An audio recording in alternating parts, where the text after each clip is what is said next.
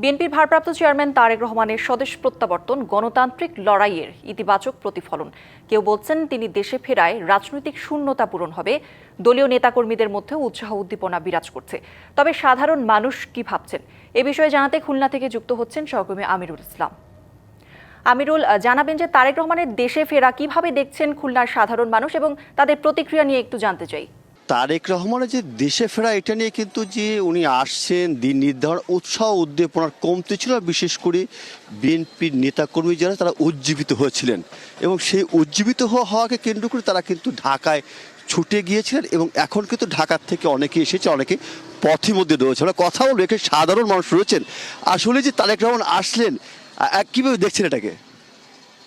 বিসমিল্লাহির রহমানির রহিম। তারেক রহমান আসছে এবং এটা দীর্ঘ আমাদের একটা আশা ছিল বাংলাদেশের 18 কোটি মানুষের দেশ নায়ক তারেক রহমান বাংলাদেশে আসবেন এবং বাংলাদেশের 18 কোটি মানুষ তার অপেক্ষায় ছিল। এবং গতকালকে বাংলাদেশে আসার পর সে খালি পেয়ে মাটি স্পর্শ করেছে এবং এই দেখে বাংলাদেশের মানুষ খুবই আনন্দিত এবং আমরা আশা করি ইনশাল্লাহ বাংলাদেশের রাষ্ট্রপ্রধান হবেন, জনগণের ভোটে দেশ পরিচালনা করবেন, আমরা এটাই আশা করি ইনশাল্লাহ। ধন্যবাদ আপনাকে। এই যে সাধারণ আপনি কিভাবে দেখছেন তারেক রহমান স্বদেশ প্রত্যাবর্তন দিবস উপলক্ষে? হ্যাঁ, আমরা চাই দেশ সুস্থভাবে পরিচালনা করুক। সে আসছে, সে দেশের একজন নেতা, আমাদের এখানে আসছে, আমাদের মাঝে এসে পৌঁছাইছে। নতুন লাক্স যা ত্বককে করে কোমল আর দেয় ব্রাইট গ্লো। ট্রাই করো লাক্স। আমরা অনেক খুশি সে সুন্দরভাবে রাষ্ট্র পরিচালনা করে, আমরা সেটাই চাই। ধন্যবাদ আপনাকে। আপনি কিভাবে দেখছেন?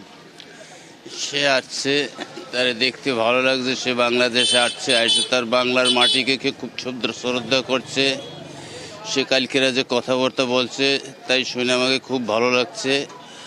আর সে দেশে আসুক, দেশে থাকুক, দেশ পরিচালনা করুক, আমরা এটাই চাই।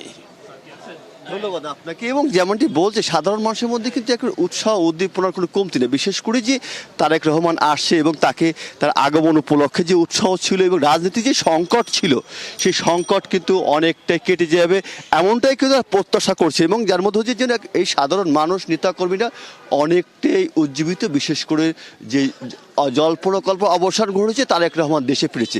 এটাই ছিল সর্বশেষ অবস্থা। আমিরুল, ধন্যবাদ আপনাকে।